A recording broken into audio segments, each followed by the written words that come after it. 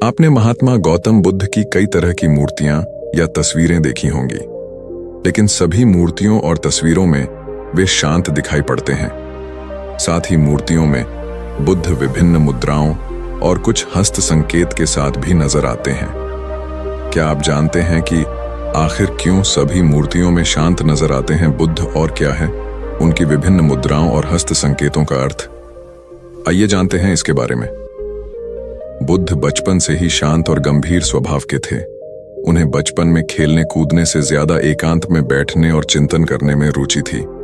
इस कारण उन्होंने सांसारिक और पारिवारिक मोह का त्याग कर दिया। कहा जाता है कि गृह त्याग करने के बाद महात्मा बुद्ध ने 6 सालों तक बौद्ध गया में बोधि वृक्ष के नीचे तपस्या की। उनके मन में कुछ गूढ़ सवाल थे, जिस कारण उन्होंने 6 सालों तक तपस्या की और इस दौरान उन्होंने अपने शरीर को खूब तपाया। बुद्ध की तपस्या खत्म होने पर उन्हें सारे सवालों के जवाब भी मिल गए और दिव्य ज्ञान की प्राप्ति हुई। जब उन्हें उनके सवालों के जवाब मिल गए तो उनकी सारी इच्छाएं, मोह, क्रोध सब कुछ मिट गया। इसका कारण यह था कि उन्होंने खुद पर जीत हासिल कर ली थी। इसके बाद बुद्ध के मन में कोई नया विचार उत्पन्न नहीं होता था। यदि कोई विचार आता भी तो उत्तर भी बुद्ध के भीतर ही मौजूद होता था।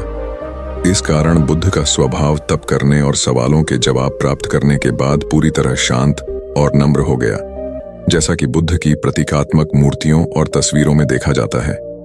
लेकिन आपने यह भी देखा होगा कि मूर्तियों में बुद्ध शांत और नम्र होने के साथ ही विभिन्न मुद्राओं और हस्त संकेत के साथ नजर आते हैं।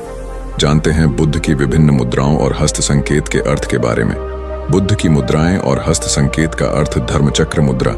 इस मुद्रा में बुद्ध दोनों हाथों को सीने के सामने रखते हैं। बाएं हाथ का हिस्सा अंदर की ओर और दाएं हाथ का हिस्सा बाहर की ओर होता है। कहा जाता है कि ज्ञान प्राप्ति के बाद इस मुद्रा का सबसे पहले प्रदर्शन बुद्ध ने अपने पहले धर्मोपदेश सारनाथ में किया था। ध्यान मुद्रा, इसे समाधि या योग मुद्रा भी कहा जाता है। इसमें बुद्ध अपने दोनों हाथों को गोद में रखते हैं।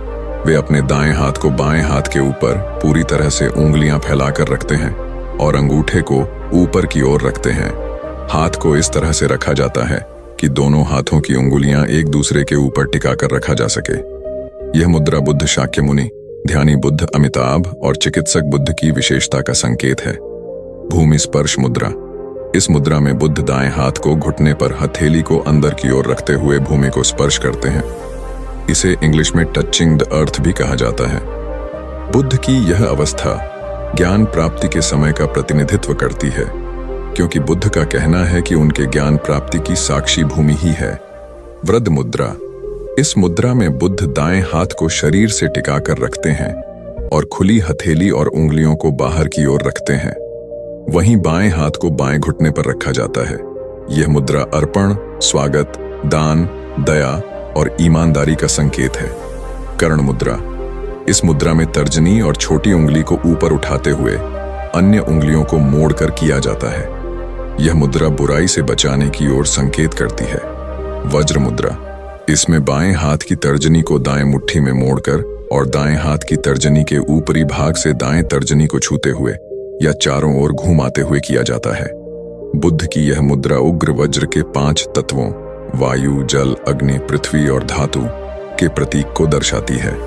वितर्क मुद्रा, वितर्का मुद्रा, इस मुद्रा में बुद्ध अंगूठे के ऊपरी भाग और तर्जनी को मिलाए हुए होते हैं और अन्य उंगलियां सीधी होती हैं। यह मुद्रा काफी हद तक अभय मुद्रा की तरह होती है, लेकिन इसमें अंगूठा तर्जनी उंगली को छूता है। यह मुद्रा बुद्ध की शिक्षाओं के प्रचार और परिचर्चा का प्रतीक माना जाता है। अभय मुद्रा, इसमें दाएं हाथ को कंधे तक उठाकर बांह को मोड़कर किया जाता है और अंगुलियों को ऊपर की ओर उठाकर हथेली को बाहर की तरफ रखते हैं। यह मुद्रा निर्भयता या आशीर्वाद को दर्शाता है, जो सुरक्षा, शांति, परोपकार और भय मुक्ति का प्रतिनिधित्व है। उत्तर बोधि मुद्रा, इसमें दोनों हाथ जोड़कर हृदय के पास रखते हैं और तर्जनी उंगलियां एक दूसरे को छूते हुए ऊपर की ओर होती है। वहीं अन्य उंगलियां अंदर की ओर मुड़ी होती हैं। यह मुद्रा दिव्य सार्वभौमिक ऊर्जा और सर्वोच्च आत्मज्ञान की प्राप्ति को दर्शाती है। अंजलि मुद्रा, इसे नमस्कार मुद्रा या हृदयांजलि मुद्रा भी कहा जाता है। इसमें बुद्ध के हाथ पेट और जांघों के ऊपर होते हैं।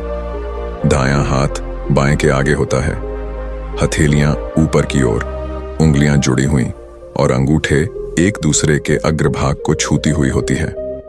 दोस्तों, इस तरह की ध्यान भारी कहानी को सुनने के लिए हमारे चैनल को सब्सक्राइब जरूर करें।